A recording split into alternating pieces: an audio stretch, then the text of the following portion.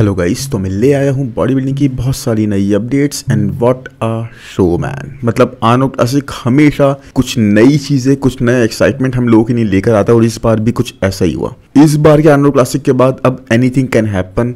हम कुछ भी सर्टेनिटी के साथ डिसाइड नहीं कर सकते कि भाई ऐसा ही होगा। ऑलमोस्ट 2019 से हम लोग देख रहे हैं कि कोई भी डोमिनेटिंग चैंपियन हमें नहीं मिल रहा और ऑलमोस्ट हर एक साल मिस्टर ओलंपिया का चैंपियन चेंज हो रहा है। यस, बिग रैमी ने 2 टाइटल जीते, बट उससे पहले ब्रैंडन करी, फिर बिग रैमी 2 टाइटल्स, उसके बाद हार्डी चुपन, डेरेक लंसफोर्ड, सैमसन डॉडा, कोई भी डोमिनेट नहीं करा। और इस बार की सैमसन की विक्ट्री के बाद गाइस जो मिस्टर ओलंपिया में हुई, लोगों ने यही एक्सपेक्ट करा था कि Samson is going to be on whole another level. Samson बिल्कुल एक अनबीटेबल चैंपियन की तरह आएंगे, सैमसन एक न्यू रॉनी कॉलमैन की तरह आएंगे और साथ में सैमसन डोमिनेट करेंगे किसी भी कॉम्पिटिशन को। उनकी अपडेट्स को देखकर तो खास तौर पर हमें यही लग रहा था, but at the same time guys हम लोगों को ये ध्यान देना चाहिए कि अपडेट्स के बेस पे हम बिल्कुल सर्टेनिटी के साथ इस टाइम पीरियड में जो अभी चल रहा है, जो एरा अभी चल रही है, इसमें तो कुछ नहीं बोल सकते। बिकॉज आपको याद होगा 2022 का टाइम जब बिग रैमी अपने 3rd टाइटल के लिए आ रहे थे और उनकी अपडेट्स एक से एक जबरदस्त आ रही थी। कोई भी ये नहीं मान रहा था कि बिग रैमी को एनीवन कैन बीट, कोई भी उनको बीट करता हुआ नहीं लग रहा था। हमें लग रहा था बिग रैमी एक बहुत ही स्ट्रांग विक्ट्री लेंगे, एक बहुत ही डोमिनेटिंग विक्ट्री लेंगे। लेकिन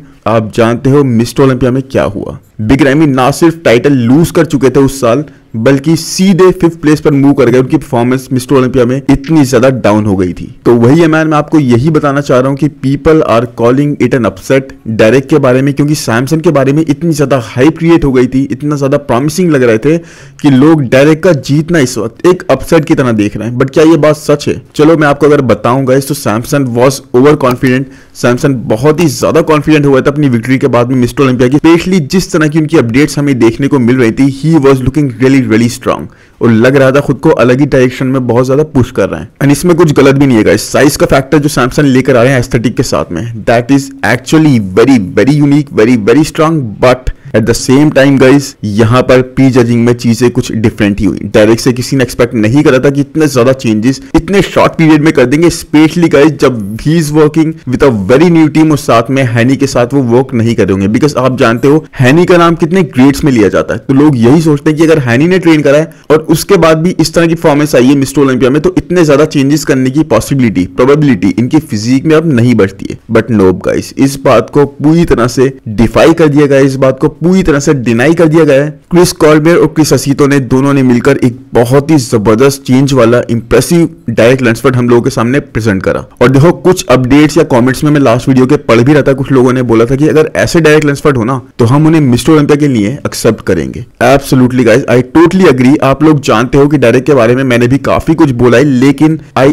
ऑलवेज ट्राई कि मैं अपनी ऑनेस्ट ओपिनियन आपके सामने रखूं और आप लोग इस चीज से अग्री करते हो, आप खुद अग्री करते हो इस चीज से कि Derek used to be very soft. इनके साथ वो डिटेल वगैरह नहीं दिखती थी, सेपरेशन नहीं दिखती थी। बट अब गाइस जिस तरह से ये आए हैं, जो चेंजेस ये लेकर आए हैं, इनके चेस्ट में फाइबर्स वगैरह विजिबल है, स्ट्राइशंस विजिबल हैं, ही केम इन रियली हार्डर, बहुत ज्यादा फिजिक में चेंजेस है, लेग्स को ब्रॉट अप करा है, सेपरेशन विजिबल है। तो वो चीज एक्चुअल में काबिल तारीफ है। जहां पर क्रेडिट दिया जाना चाहिए वहां पर दिया जाना चाहिए guys. Just because someone is a champion और नॉट अ चैंपियन, हमें उसके बारे में उस बेस पर बायस होकर बात नहीं करनी चाहिए, बल्कि एक्चुअल में गाइस जो डिलीवर करे उसको पेश करा जाना चाहिए। और यहां पर डायरेक्ट के बारे में मैं यही बोलूंगा कि भाई ऐसे में डायरेक्ट को हमेशा देखना चाहता था। I really wanted to witness Derek Lunsford as a champion with this physique. और सच में गाइस इस फिजिक के साथ अगर ये मिस्टर ओलंपिया बनते ना, उस साल में जब बात हुई थी इनके मिस्टर ओलंपिया बनने की, तो कोई भी ऐसे क्वेश्चन रेज नहीं करता। एनीवेज अगर बात करें इस आर्नोल्ड क्लासिक की, तो सैमसन आने से पहले जो अपडेट्स दे रहे थे उनमें बहुत ज्यादा पील दिखाई दे रहे थे, बहुत ज्यादा कंडीशन दिखाई दे रहे थे। एक तरह से ओवर कॉन्फिडेंस कहीं ना कहीं हमें दिख रहा था कि भाई सैमसन हर जगह पर ट्रिप्स पे भी जा रहे हैं, बीच बीच में गैप के अंदर ही वो स्पोर्ट खेलने भी जा रहे थे, हर जगह पॉडकास्ट वगैरह भी अटेंड करते हुए दिख रहे थे। और वही चीज आई थिंक कहीं ना कहीं इनको कॉस्ट करी है गाइस। प्री जजिंग में काफी हमें सॉफ्ट साइड पे दिखाई दी है, वो कंडीशन वहां पर नहीं थी,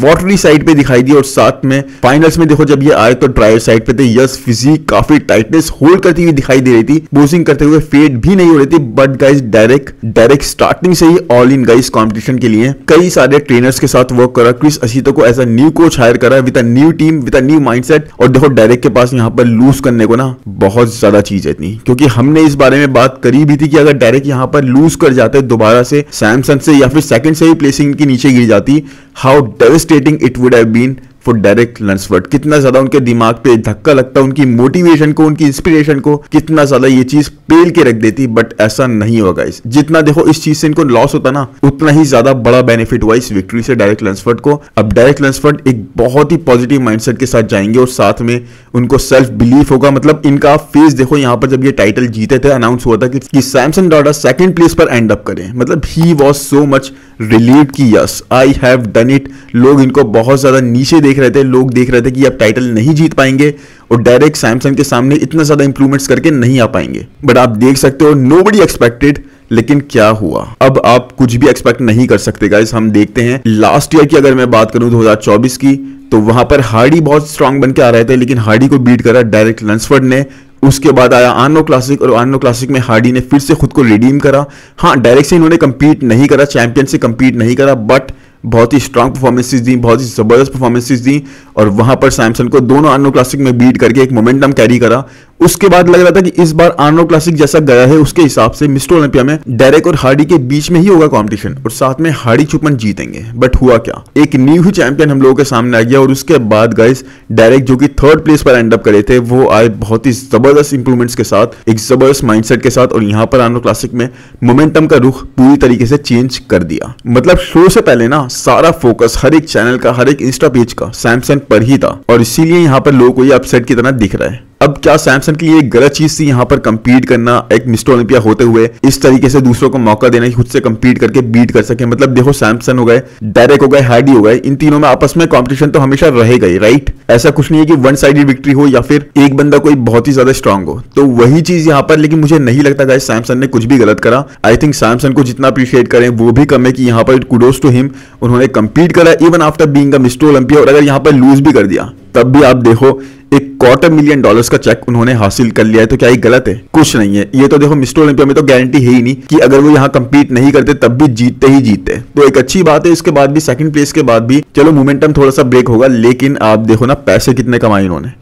वो चीज भी मैटर करेगी यहां पर। बाकी कोई भी डायरेक्ट की बैक के बारे में बात नहीं कर रहा। मतलब क्या यहां पे आपको डायरेक्ट की बैक और ज्यादा इंप्रूव नहीं दिखी? वो डिटेल्स, वो मसल्स बहुत ज्यादा पॉप आउट करते हुए नहीं दिखे? वेल मुझे तो लगा यहां पर डायरेक्ट की बैक में और भी ज्यादा इंप्रूवमेंट दिखाई दी हमें मिस्टर ओलंपिया से ज्यादा। बाकी एंड्रू एंड डायरेक्ट, अब इन दोनों में आपस में फाइट होगी। अब मैं ऐसा क्यों बोल रहा हूं, क्योंकि अब आप देख लो क्रिस असीतो इस वक्त दोनों को कोच कर रहे हैं। क्रिस असीतो कोच कर रहे हैं एंड्रू जैक को और साथ में डेरेक लंसफर्ड को। तो एंड्रू जैक बोलेंगे 3 साल से आप मुझे ट्रेन कर रहे हो, उस तरीके से नहीं लेकर आ पा रहे, उस तरीके से मेरे पैकेज को नहीं ला पा रहे, मेरी परफॉर्मेंस वैसी नहीं हो पा रही, कंडीशन वैसी नहीं हो पा रही। और डेरेक को आपने सिर्फ 2, 3, 4 महीने ट्रेन करा और उसमें देख लो आपने डेरेक को आर्नो क्लासिक जैसा प्रेस्टिजियस टाइटल जिता दिया, और वो भी ऐसी जबरदस्त कंडीशन के लाने के बाद। तो आपस में देखो भिड़ंत तो होने के चांसेस हैं। बाकी एंटिसिपेशन अब जो मिस्टर ओलंपिया का है वो बहुत ज्यादा बढ़ गया है, क्योंकि डायरेक्ट अब बहुत ज्यादा एक अच्छे स्ट्रांग माइंडसेट के साथ जाएंगे। और अब सबको पता है सैमसन इज ऑल्सो बीटेबल। जिस तरह से हर एक चैंपियन चेंज होता हुआ देख रहे हैं, सैमसन भी इजीली कैन बी चेंज्ड और रिप्लेस्ड। उनकी जगह भी कोई दूसरा चैंपियन आ सकता है। और साथ में एक बात आप मुझे बताओ सोच के जरा सा, जब डेरेक लंसफर्ड ने टाइटल लूज करा था मिस्टर ओलंपिया का, क्या आप में से कई सारे लोगों ने ये चीज नहीं बोली थी या सोची थी कि डेरेक लंसफर्ड को निक वॉकर भी बीट कर देता इस तरह के डेरेक लंसफर्ड? तो आपने सोचा था ना? सोचा था कि नहीं सोचा था? आपने सच में सोचा था, बोला भी था। अब चाहे आप एक्सेप्ट करो या ना करो, तो वही बात है गाइस। अगर डायरेक्ट को निक वॉकर को आप बीट करते हुए देख रहे थे उस टाइम पे कि निक वॉकर डायरेक्ट को बीट कर देंगे, तो ये चीज अब क्यों नहीं हो सकती? Why it can not happen now any more? ये चीज हो सकती है गाइस। सच में हर साल चैंपियन चेंज होते हुए देखते हैं। निक की अपडेट्स भी बहुत जबरदस्त आ रही हैं। अब कंपटीशन ना पूरी तरीके से खुल गया है। आप लोग सच में बिलीव करोगे या नहीं करोगे मुझे नहीं पता, लेकिन चांसेस आर वेरी हाई कि कुछ भी हो सकता है। उस दिन कौन कैसा दिखता है, किस तरीके के पीक के साथ आता है और कितना इंप्रेसिव दिखता है, उस चीज पे डिपेंड करेगा। बट डेरेक को आप सच में बीट करते हुए देख रहे थे कि निक इनको बीट कर देंगे मिस्टर ओलंपिया के टाइम पर। एनीवेज, अब इसके बाद अगर मैं आपको ये भी बताऊंगा इसके डायरेक्ट के लेग्स की आप बात करोगे तो दे आर एब्सोल्युटली इनसेन। मतलब they have gotten absolutely insane. जिस तरह से ये बिल्कुल स्मॉलर साइड पे दिख रहे थे मिस्टर ओलंपिया में, यहां पर ही डेफिनेटली केम इन श्रेडेड और साथ में वो फुलनेस इनके लेग्स में, मसल मास पता लग रही थी। तो direct made a clear statement कि भाई इनको इग्नोर नहीं करा जा सकता, इस स्टेटमेंट को इग्नोर नहीं करा जा सकता। हमने बात करी थी कितना डेवास्टेटिंग होगा इनके लिए, लेकिन वही चीजें फायदा भी इनको उतना ही ज्यादा हुआ। ये जो रिस्क इन्होंने लिया था इसने बहुत ही पॉजिटिविटी के साथ इनको रिजल्ट्स लाकर दिए। बाकी आपको याद होगा भी कुछ टाइम पहले मैंने एक अपडेट कवर करी थी जहां पर निक वॉकर ने ये बोला था कि सैमसन डॉडा ने ये डोर पूरी तरीके से शट नहीं करा है, डोर अभी भी वाइड ओपन है और कोई भी उनसे टाइटल लेकर जा सकता है। जिसके बारे में लोगों ने बोला था कि निक ऐसे क्यों बोल रहे हैं, खुद तो कंपीट करते नहीं। Plus Samson had also replied कि भाई डोर शट कुछ नहीं होता, जब आप जीत जाते हो आप जीत जाते हो। तो एक तरह से कहीं ना कहीं ऐसा लगा था कि भाई ये चीज ग्रांटेड ली जा रही है, और कहीं ना कहीं देखो वो चीज यहां पर इनके सामने आई और ये डोर सच में शट नहीं होता गाइस। आप एक चैंपियन हो ओपन डिवीजन के, तो आपको स्टार्टिंग से लेकर फिनिश तक डोमिनेट रहना पड़ेगा। ऐसा नहीं चाहिए कि पी जजिंग में आप थोड़े से सॉफ्ट आ जाओ, वाटरी से आ जाओ, फिर फाइनल्स में आप पूरी तरह से रिकवर करके वो टाइटल जीत जाओ। नहीं गाइस, स्पेशली जब दूसरा बंदा इतने जबरदस्त एफर्ट्स डाल के आए। अब देखो लोग यहां पर ये भी बोल रहे थे कि एंड्रू जैक एक अच्छी प्लेसिंग डिजर्व करते थे, सेकंड प्लेस करना या फिर फर्स्ट प्लेस करना। यस, मतलब आप में से बहुत सारे लोगों को यकीन नहीं आएगा, बट उसके बाद भी कई सारे लोग ऐसे हैं जो अभी भी ये बोल रहे थे कि एंड्रू जैक यहां पर जीतना डिजर्व करते थे। तो भाई मैं यही बोलूंगा कि अच्छा लगे या बुरा लगे, बट जो लोग भी ये चीज बोल रहे हैं ना, उनको सच में बॉडी बिल्डिंग के बारे में कुछ ज्यादा नॉलेज नहीं है। बाकी एनीवेज मैं ये भी नहीं बोलूंगा कि सैमसन ने पूरी तरीके से चीजों को ग्रांटेड लिया, बिकॉज एफर्ट्स इन्होंने पूरे डाले। आई थिंक ओवरडाइट कर ली या फिर कुछ चीजें गलत हुई, और सैमसंग के साथ हमने ये इशू देखा ही है कि कभी कंडीशन इंप्रूव कर जाएंगे, लेकिन अभी तक वो जबरदस्त वाली कंडीशन नहीं लेकर आ पाए। और साथ में मिस्टर ओलंपिया में हमने यही देखा था गाइस कि डायरेक्ट और हार्डी दोनों कहीं ना कहीं लैग कर रहे थे, जिसकी वजह से सैमसंग को बेनिफिट मिला, एडवांटेज हुआ। तो यहां पर जैसे डायरेक्ट ने अपनी पकड़ को मजबूत करा और कुछ पार्ट्स में इंप्रूवमेंट्स करी, वहीं देखो वो कितना आगे आ गया। अब देखो मिस्टर ओलंपिया में क्या होता है, बट ठीक है, अच्छी बात है गाइस, हम मिस्टर ओलंपिया को कंपीट करते हुए देख रहे हैं हर एक शो के अंदर, आर्नो क्लासिक में, अब देखो आने वाले किस शो में, और ये कंपीट करते हुए देखते हैं। बट अब the stage is wide open, the door is wide open, कहीं पे भी जाके कुछ भी हो सकता है। एक्साइटमेंट बहुत ज्यादा बढ़ गया है, बट डायरेक्ट के लिए तो चांदी चांदी है, बहुत ज्यादा एंजॉय कर होंगे, बहुत ज्यादा मजे से बैठे होंगे। बाकी अगर मैं मेंस फिजिक डिवीजन की बात करूंगा तो अली बिलाल ने जीत लिया है आर्नो क्लासिक का टाइटल। मतलब 2 साल पहले अगर जहां पे मैं बात करूं, अली बिलाल बिल्कुल लास्ट कॉल आउट में थे। हु वुड हैव बिलीव्ड कि ये पर्सन, ये बंदा इतने जबरदस्त तरीके से रिकवर करके एक मोमेंटम कैरी करेगा और यहां तक इस तरीके से डोमिनेटिंग विक्ट्री लेगा आर्नो क्लासिक जैसे शो के अंदर। किसी ने नहीं करा होगा, बट देखो अब यहां पर मतलब शेरू क्लासिक में लूज करके गए थे टाइटल, और लूज करके भी 3rd प्लेस पर। चलो खैर वो तो एक अलग ही मुद्दा है, लेकिन हाँ गाइस आप देख लो यहां पर अगर मैं परफॉर्मेंसेस की बात करूं तो यहां पर अली बिलाल आप जानते ही हो मैन, कंडीशनिंग में आई डोंट नो कैसे,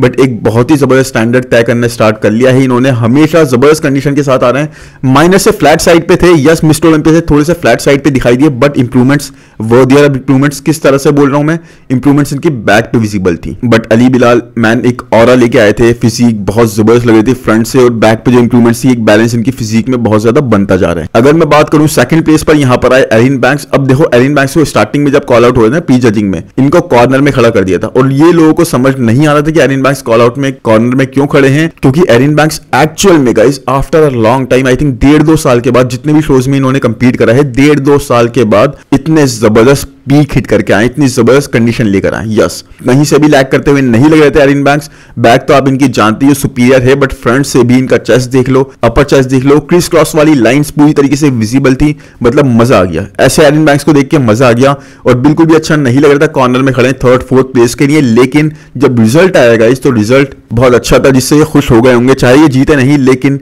ही ended up at 2nd place, और ये चीज बहुत ही अच्छी रही। अब देखो यहां पर मुझे लगता है एरिन बैंक्स के साथ पता है क्या हो रहा है, लोग इनको इनके 21-22 या 22-23 के वर्जन के साथ ही कंपेयर कर रहे हैं, और इसीलिए अपने बेस्ट पर आने के बाद भी, बहुत ज्यादा इंप्रूव करने के बाद भी, ये उस तरह से नहीं जीत पा रहे। क्योंकि एक वो टाइम जो था ना 21-22 या 23 का, वहां पर चाहे ये इतने परफेक्शन के साथ जो अभी मुझे दिखाई दी शो के अंदर, इतनी परफेक्शन के साथ नहीं थे, लेकिन उस टाइम पर एक चीज थी कि लोग इनको बहुत ज्यादा पसंद कर रहे थे, एक डोमिनेटिंग बैक की तरह देख रहे थे। और अब जजेस कहीं ना कहीं इनकी फिजिक से मूव हो चुके हैं गाइस, उनको चाहिए अब रायन टेरी और अली बिलाल जैसी फिजिक। इसीलिए एरिन बैंक्स कितना भी इंप्रूव कर जाएं, लेकिन शो नहीं जीत पा रहे। अब देखो यहां पर बहुत स्ट्रांग आए थे, मैं ये नहीं बोलता अली बिलाल को बीट कर देते, बट हाँ अगर ये रिजल्ट्स चेंज हो जाते तब भी कुछ ज्यादा इतना ज्यादा फर्क नहीं दिखाई देता, लोग उसे एक्सेप्ट करते, because Erin Banks actually came in really good. हाँ लोअर बॉडी एरिन बैंक्स की थोड़ी सी डाउन लगती है, बहुत ज्यादा इनके लेग्स वगैरह पतले से दिखाई देते हैं, उस चीज से एक हो सकता है इनको पॉइंट्स डाउन कर रहा हो, बिकॉज बैलेंस अब इस चीज में भी बहुत ज्यादा मेंस फिजिक डिवीजन में भी देखा जा रहा है। बाकी यहाँ पर 3rd प्लेस पर आए डियोगो मॉन्टेनेग्रो। अब देखो डियोगो जब आए थे स्टार्टिंग में, उनकी इंडिविजुअल पोजिंग देखी थी, he looked really incredible,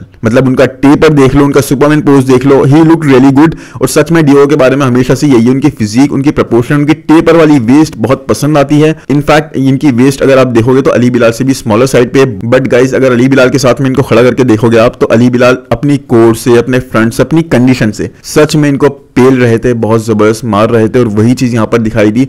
plus अगर बैक से भी देखो तो कुछ लोग ना अभी रिसेंटली लास्ट कुछ अपडेट्स में, आई थिंक जो मैंने लास्ट मंथ अपलोड करी थी, वहां पर बोल रहे थे कि भाई अली बिलाल से ज्यादा अच्छी बैक है डियोगो की। तो भाई अब आप यहाँ पर खुद देख लो, अली बिलाल ने अपनी बैक को काफी ज्यादा ब्रिंगअप करा है, जबकि Ali Bilal has not been in the game for a long time, जबकि डियोगो काफी लंबे टाइम से कंपीट कर रहे हैं, बट इनकी बैक अभी भी उस लेवल तक, उस सिग्निफिकेंट लेवल तक ब्रॉट अप नहीं है। तो यहां पर आप ये डिफरेंस देख सकते हो। Ali Bilal definitely consistently work करना अपनी फिजिक पर, अपनी इंप्रूवमेंट्स पर, और उसी तरीके से गाइस डियोगो भी अगर अपनी बैक को थोड़ा इंप्रूव कर लेते तो ज्यादा कॉम्पिटिशन हो जाता है यहाँ पर। बट एनीवेज रिजल्ट्स कोई भी इसमें क्वेश्चन नहीं करेगा। एरिन बैंक्स सेकंड पर प्लेस करे, अली बिलाल बहुत ही जबरदस्त पीक कंडीशन के साथ लेकर आ रहे हैं, क्रिस्प कंडीशनिंग के साथ, मतलब even all the other body builders are being a fan of him, और ये बहुत अच्छे रिजल्ट्स गए। आई रियली होप ये वीडियो आपको पसंद आया होगा गाइस। पसंद आया है तो प्लीज लाइक कर दो, चैनल को सब्सक्राइब कर दो, कमेंट सेक्शन में जरूर बताओ कि अपडेट्स कैसी लगी, और मिलते हैं नेक्स्ट वीडियो में। Thank you, bye bye.